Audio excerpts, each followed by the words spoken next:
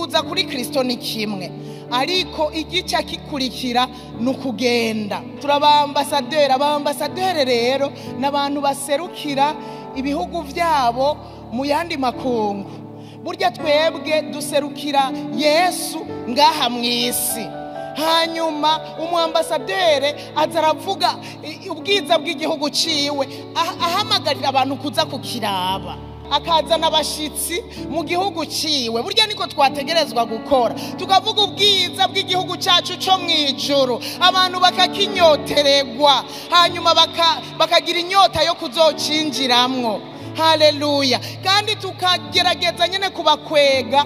Uraza umwambasaderi mwiza, burya bamushima kubera bazana abashitsi mu gihugu, akazana abashitsi ingenzi mu gihugu, kandi akazana abakwizatunga, akazana abavuga butumwa, akazana abantu baje nyene bazanye amadolari yabo mu gihugu, kugira baje kwirabira igihugu gusa kugira ngo ayo madolari yinjire mu gihugu. Haleluya. Ndasavye turabambasaderi, nous sommes des ambassadeurs de Christ. Ni turabambasaderi bagenywe n'umuntu. Oya, turabambasaderi ba Kristo. Haleluya. Mbega ubuntu butangaje, mbega iteka twagiriwe. Haleluya. Pawulo arabandikira mu cete kigira 2 Korinto 5:20, arababwira ngo nico gituma turi intumwa mu gishingo ca Kristo, Imana isa n'ibingingira muri mwebwe abantu.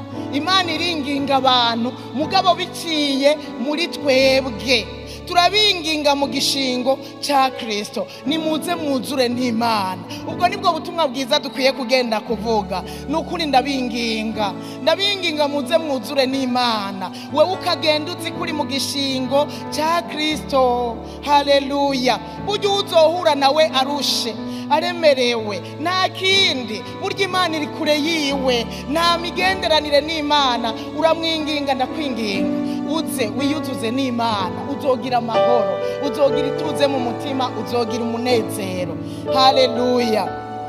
Abatumwe sabungere gusa, aka karyo ko kuwa Mungu n'iyindi misi dukora ca gikorwa nababwira cyo kwigisha abantu kwitondera ivyo Kristo yatugeze.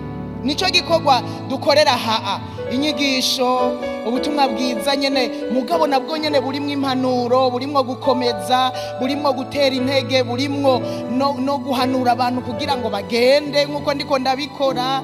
Ariko natwebwe abungere mubahamagariwe kuvuga ubutumwa bwiza turimwo. Mwese abaririmbyi, abasenzi, umuntu wese icajejwe hano, abaprotokole nimwibaze ngo biherera guprotokora, abadiyakoni nibiherera mu budiyakoni. Oyaye, abigisha babana nibiherera mu bigisha oyaye saho biherera. Abantu bose yaraturungitse kugira ngo tugende kwamamaza ubutumwa bwiza. Burya abantu bose rero bagukikuje uzobabazwa.